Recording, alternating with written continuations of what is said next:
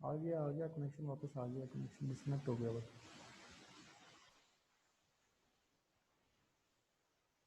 Light नहीं गई, phone आ गया था, हॉटस्पॉट के साथ कनेक्टेड है। अच्छा, तो हम लोग प्रेवलेंस पे थे।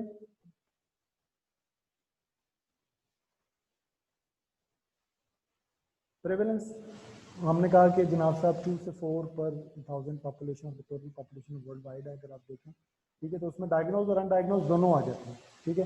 However if all the cases of previously diagnose hypothyroidism and the fact of the previous thyroid surgery and radio iodine treatment, ठीक है, are including the prevalence rises to approximately 10 per 1000, ठीक है।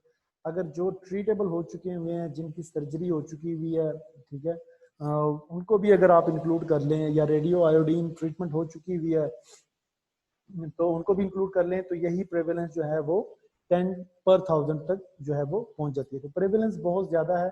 उसकी वजूहत, साइन एंड सिम्टम्स इसके क्या है?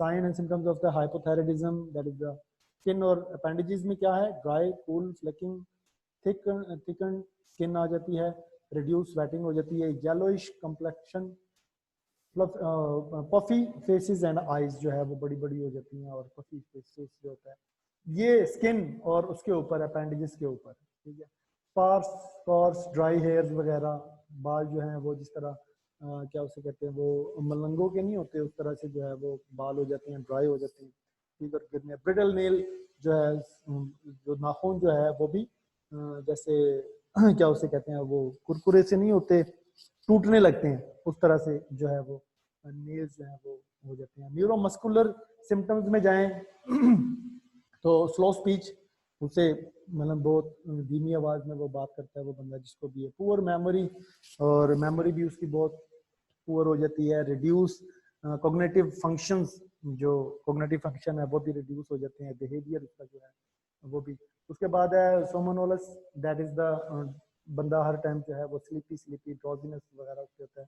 Carpal tunnel syndrome, ये हाथ पाँव उसमें सुइयां भी चुभती हैं और दर्द वगैरह भी होती है, ठीक है, तो उसको हम लोग कार्पल टनल सिंड्रोम कहते हैं। Psychiatric disturbance, hearing, depression, muscle pain and weakness, delay slip tendon, deep tendon reflexes जो होते हैं वो सारे के सारे, ये सारे के सारे these are the skin appendages. ऊपर वाले जो साइन सिम्टम्स वो आप उस पेशेंट में देख सकते हैं।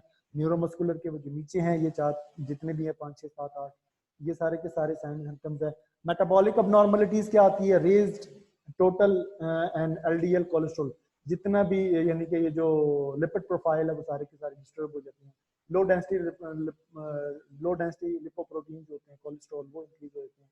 मैक्रोसाइटिक एनीमिया, ठीक है, गैस्ट्रोइंटेस्टाइनल में weight gain with a decrease appetite, ठीक है, भूख कम लगने लग पड़ती है, वेट जो होता है वो बढ़ना शुरू हो जाता है, ठीक है। इसके अलावा एब्डोमिनल डिस्टर्बेंस एंड एसिटिस, ठीक है, कॉन्स्टिपेशन, कार्डियोवैस्कुलर, एक मिनट यार काम कर रहे हो,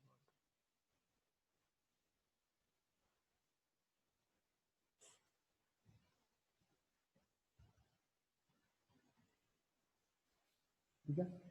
कॉन्स्टिपेशन वगैरह, एब्डोमिनल डिस्टेंशन और एसिटिस वगैरह, कॉन्स्टिपेशन। कार्डियोवैस्कुलर की चले जाएं तो रिड्यूस कार्डिक आउटपुट, ब्रैडिकार्डिया और कार्डिक एनलार्जमेंट, ये सारे के सारे these are the sign and symptoms हैं क्या उसे कहते हैं, हाइपोथायराइडिज्म के, ठीक है। ये एसाइड्स क्या होते हैं? एनीवन? सर ये असाइटिस है, ये एब्डोमेन में फ्लूइड की कम्युलेशन हो जाती है जो हमारी जो एसाइड्स, एब्डोमेन मेम्ब्रेन है। चलो ठीक हो गया, ठीक है। एसाइड्स क्या है? अब्डोमिनल में, अब्डोमिनल रीजन में जो है वो फ्लूइड्स की जो है वो अकोमोलेशन हो जाती है, उसको कहते हैं, ठीक है। ये सारे के सारे साइन एंड सिम्टम्स हैं। एटियोलॉजी क्या हो सकती है? Primary hypothyroidism, congenital by birth hypothyroidism हो जाती है। एजिनेसिस, ये वो टर्म है कंजेनिटल में, ठीक है, और that is the inherited enzyme defect भी हो सकता है। इम्यून में क्या है? हशमोटो थायराइडाइटिस, ठीक है, auto immune, immune system automatically जो है वो उसके अपने ही सेल्स के खिलाफ जो है वो डिस्ट्रक्शन शुरू कर देता है उनकी। स्पॉन्टेनियस हाइपोथायराइडिज्म, ग्रेव डिजीज, वो भी इसी में आ जाता है, ऑटो इम्यून में आ जाता है।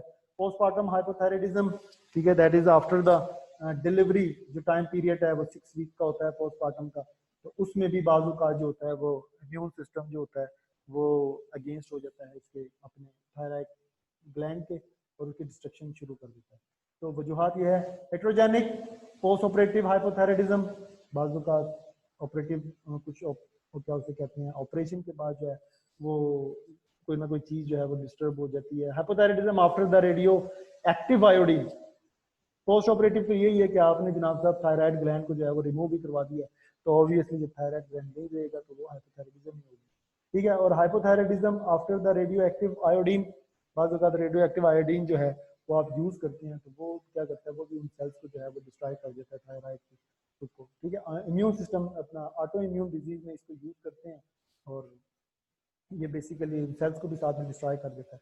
एक्सटर्नल नेक रेडिएशन, और बाज़ औक़ात रेडिएशन अगर क्या उसे कहते हैं कि इनलार्ज हो जाते हैं तो बाज़ औक़ात रेडिएशन के थ्रू भी जो है उनको डिप्रेस किया जाता है, तो तब भी जो है वो हाइपोथायराइडिज्म की तरफ सेल डिस्टर्ब होंगे तो अल्टीमेटली क्या होगा कि उन एंजाइम उन हार्मोन्स की जो है वो प्रोडक्शन डिस्टर्ब हो जाएगी। Drug antithyroid, thionamide, amiodarone, lithium elemental iodide जो है, और ये सारे के सारे these are the drug induced antithyroid जो है वो हाइपोथायराइडिज्म कॉज करती है। और उसके अलावा आयोडीन डेफिशिएंसी वो तो हम लोग, और सब एक्यूट में वायरल इन्फेक्शन अगर हो जाए तो तब भी जो है वो इंसान जो है वो हाइपोथायराइडिज्म की तरफ जा सकता है। सेकेंडरी, वो तो प्राइमरी था, सेकेंडरी क्या है कि हाइपोपिट्यूटरिज्म, पिट्यूटरी ग्लैंड की तरफ से जो है या टर्शियरी हाइपोथायराइडिज्म उसको कहते हैं। हाइपोथैलेमिक डिजीज हो जाए, ब्रेन का हाइपोथैलेमिक सिस्टम जो है वो डिस्टर्ब हो जाए, उसमें कोई ना कोई खराबी आ जाए, वो TRH जो है वो प्रोड्यूस ना करे, या हाइपोपिट्यूटरिज्म जो है कि पिट्यूटरी ग्लैंड जो है वो TSH जो है वो रिलीज ना करे, ठीक है, उसकी सिक्रीशन ना करे, तो तब ऑब्वियसली जब TSH रिलीज नहीं होगा तो आयोडीन की ट्रैपिंग नहीं होगी इनटू द थायराइड ग्लैंड, और अल्टीमेटली T3 और T4 जो है वो नहीं बनेगा, तो अल्टीमेटली पेशेंट जो है वो किस तरफ चला जाता है हाइपोथायराइडिज्म। तो these are the secondary peripheral hypothyroidism. इन जो मैंने कहा था कि दो चीजें हो सकती हैं, या तो थायरॉक्सिन थायराइड ग्लैंड जो है वो हार्मोन सिक्रीट ना करे, प्रोड्यूस ना करे, और या फिर ये हो कि प्रोड्यूस हो तो फिर आगे से रेजिस्टेंस मिले, तो वो पेरिफेरल हाइपोथायराइडिज्म में आ जाता है। Insensitivity to the thyroid hormone, ठीक है, जिस तरह हमने कहा था ना कि इंसुलिन में हम लोगों ने पढ़ा था कि या तो इंसुलिन प्रोड्यूस नहीं होती, बीटा सेल उसको प्रोड्यूस नहीं करता, और अगर प्रोड्यूस कर रहा है तो आगे से उसको सेल रेजिस्टेंस मिल रही है, तो यहाँ पे भी ये है। लेकिन यहाँ पे जो पेरिफेरल हाइपोथायराइडिज्म है वो बहुत कम केसेस में होता है, ज्यादातर जो ऊपर वाले हमारे थे कि प्राइमरी थायराइडिज्म और उसके बाद सेकेंडरी और टर्शियरी जो है हाइपोथायराइडिज्म, ये केसेस जो है ये वजूहात ज्यादा नजर आती है। डायग्नोसिस किस तरह करते हैं हाइपोथायराइडिज्म की, वो ये है, the lab investigation of hypothyroidism is extremely simple, usually clinical assessment combined with a single estimation of thyroid hormone TSH is sufficient to make a diagnosis. तीन चीजें देखी जाती हैं डायग्नोसिस में, T3 T4 और TSH। इन प्राइमरी डिजीज में क्या होता है, the free T3 and T4 are low, वो लो होंगे, और TSH लेवल जो है वो रेज होगा मार्कली, ठीक है, तो उसका लेवल बहुत ज्यादा जो है वो इंक्रीज होगा यहाँ, लेकिन यहाँ पे क्या है कि T3 और T4 जो है वो इंक्रीज होंगे। इसका मतलब क्या है कि पिट्यूटरी ग्लैंड सही काम कर रहे हैं, हाइपोथैलेमस में सही काम कर रहा है, TSH उनको फीडबैक मिल रहा है कि जनाब साहब T3 का लेवल T4 का लेवल डाउन चला गया हुआ है, TSH और TRH जो है वो प्रोड्यूस करें, इस वजह से TSH का लेवल बॉडी में इंक्रीज हो जाता है, और आगे से जो है वो थायराइड ग्लैंड पूरी तरह काम नहीं कर रहे होते, तो T3 और T4 का लेवल जो है वो बॉडी में डिक्रीज ही रहता है। Some lab offer the only TSH, कुछ लैब जो है वो सिर्फ TSH first line test thyroid function देती है, कि अगर उसका लेवल जो है, ठीक है, वो क्या उसे कहते हैं इंक्रीज हुआ है, बहुत ज्यादा इंक्रीज हुआ है, तो उससे ही डायग्नोज हो जाता है कि इंक्रीज तभी होता है TSH का लेवल जब T3 का और T4 का लेवल बॉडी में जो है वो ब्लड में गिर जाए, ठीक है। First line test for the thyroid function through this can be result in a delayed diagnosis of a secondary or tertiary hypothyroidism, which should be suspected on the basis of a low free T4 along with the low TSH level, ठीक है, तो उससे आपको पता चल जाता है कि जनाब साहब TSH का लेवल बहुत लो हुआ है, इस फ्री अगर T4 का लेवल भी लो है और TSH का लेवल भी लो है, तो फिर ये डायग्नोज किस चीज का करता है, ये डायग्नोज आपको बता देता है कि सेकेंडरी और टर्शियरी, ठीक है।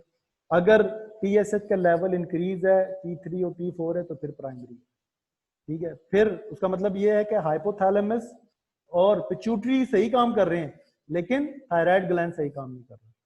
अगर T4 और T3 का लेवल भी डाउन है, T4 का लेवल डाउन है और TSH का लेवल भी डाउन है, तो फिर इसका मतलब ये है कि खराबी ऊपर वाले पोर्शन में, ठीक है। या तो हाइपोथैलेमस में प्रॉब्लम है या पिट्यूटरी जो है उसमें प्रॉब्लम है, ठीक है। या तो सेकेंडरी और टर्शियरी हाइपोथायराइडिज्म हो सकता है, ठीक है। कि जब TSH ही कम बनेगा तो ऑब्वियसली अल्टीमेटली T4 और T3 T4 जो है वो भी कम बनेगा।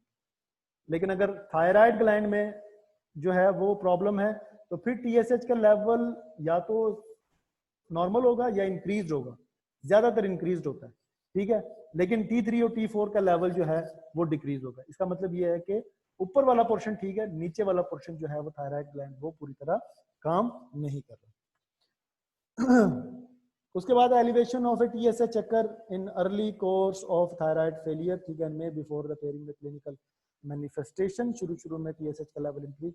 अर्ली हाइपोथायराइडिज्म में भी एसिम्प्टोमेटिक हो सकता है और symptoms less obvious or non-specific, but normal TSH with a normal free T4 effectively excluded the diagnosis, ठीक है। शुरू में ये होता है कि जनाब साहब TSH का नॉर्मल, क्योंकि इसकी भी एक अपनी हाफ लाइफ है, ठीक है, और T4 का लेवल भी नॉर्मल होता है, इसलिए वो साइन एंड सिम्टम्स और वो डायग्नोसिस नहीं आ रहे होते, ठीक है। और उसको हम लोग क्या कहते हैं, वो जब डिले, क्या उसे कहते हैं, सेकेंडरी और टर्शियरी थायराइड के कुछ अर्सा गुजरने के बाद, ठीक है। आज हो सकता है बीमारी शुरू हुई हो, ठीक है, उस बंदे को आज बीमारी शुरू हुई हो, तो अगर आप उसका लेवल एक दो दिनों के बाद देखेंगे तो लेवल हो सकता है नॉर्मल हो, लेकिन कुछ अरसे के बाद अगर आप देखेंगे तो उनका नॉर्मल जो है लेवल जो है वो डिस्टर्ब हुए, वो अकॉर्डिंग टू द डिजीज के प्राइमरी काज है या सेकेंडरी काज है। अगर प्राइमरी काज है तो T4 का लेवल डाउन होगा, TSH का लेवल इंक्रीज हुआ।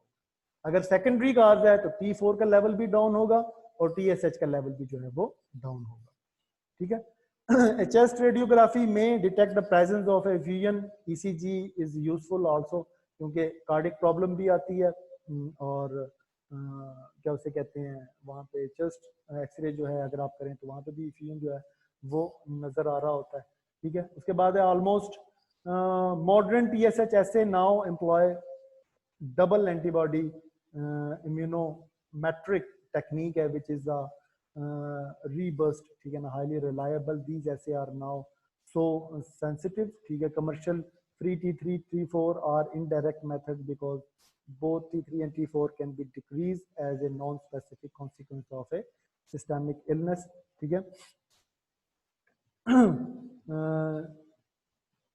सिस्टेमिक इलनेस की वजह से भी हो सकता है, sick euthyroid syndrome and depression along with the host of the drug. तो एंटीबॉडीज एंटी टेक्निक जो है ये एक खास टेक्निक है जो कि TSH तो जो है वो ऐसे TSH के ऐसे होती है, ठीक है। तो TSH जो है इसीलिए ज्यादातर लोग जो है वो TSH के ऊपर रिलायबल होते हैं कि TSH का लेवल अगर ऊपर नीचे जा रहा है तो वो स्पेसिफिक डायग्नोसिस है, ठीक है। और उसको जो है क्या उसे कहते हैं, अब स्पेशल टेक्निक है इम्यूनोमेट्रिक टेक्निक, उससे जो है वो एवेलुएट करते हैं, उससे इसका ऐसे करते हैं। और कमर्शियल जो बता रहा होता है कि वो बाज़ मैंने जिस तरह यहाँ पे लिखा हुआ है कि सिक यूथायराइड सिंड्रोम जो है वो सिस्टमिक इलनेस बाज़ जो है उसकी कॉन्सिक्वेंसेस की वजह से भी बाज़ T3 और T4 जो है वो गिर जाते हैं, उनका लेवल भी जो है वो गिर जाता है, लेकिन वो ultimately depression along with the host of the drug, ठीक है, डिप्रेशन की वजह से भी। तो बाज़ औक़ात ये सारी वजूहात भी हो सकती हैं, लेकिन जो टेक्निक क्या उसे कहते हैं डबल एंटीबॉडी इम्यूनोमेट्रिक टेक्निक है, that is the most specified technique है, ठीक है। ये टेक्निक होती किस तरह से है इसकी डिटेल में तो मैं नहीं गया और मुझे पता है, ठीक है, लेकिन ये है कि ये TSH का लेवल जो है, ठीक है। तो मैंने कहा था कि अगर प्राइमरी होगा तो TSH का लेवल जो है वो क्या उसे कहते हैं इंक्रीज हुआ होगा, अगर सेकेंडरी और टर्शियरी टाइप का हाइपोथायराइडिज्म है तो TSH का लेवल इंक्रीज हुआ होगा। तो ये इस टेक्निक से इसको पता करवा लेते हैं, तो T3 और T4 के लेवल के ऊपर जो है ये फिर डिपेंडेंट नहीं रहते। उसके बाद है such patient required specialised assessment, ठीक है, collaboration with the local lab to rule out the confusing disease and pituitary failure. ठीक है, तो लैब की सारी असेसमेंट और जो है उसके साथ जो क्या उसे कहते हैं, उसको कोलैबोरेट करके बाकी टेस्ट जो है तो ये कंफ्यूजन दूर की जाती है कि disease basically confusion disease basically disease pituitary failure है या थायराइड का जो है वो क्या उसे कहते हैं, थायराइड के लेवल पे जो है वो डिस्टरबेंस है या पिट्यूटरी लेवल पे जो है वो डिस्टरबेंस है। तलहा नजर की लाइट जली, ऐड तो कर दी है यार मैंने।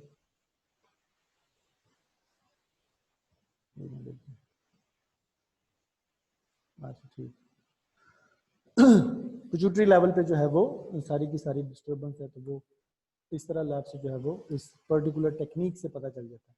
ठीक है, ट्रीटमेंट ट्रीटमेंट कर लें या फिर करें? हेलो सर आज के लिए इतना ही है, बाकी भी नेक्स्ट कल पढ़ लेंगे क्योंकि इसको पढ़ना भी है। हाँ जी, चलो ठीक है, पढ़ना पढ़ना तो कोई नहीं है, मैं कहीं जाएंगे पढ़ना भी। सर नहीं, अब आपको पता नहीं आज के बच्चों की हालत है, रुक हाँ गया है पढ़ना। हालात की हो गया, चलो ठीक है। स्क्रीनशॉट ले लिया इसका? एमन जी सर, हो गया है। चलो ठीक है।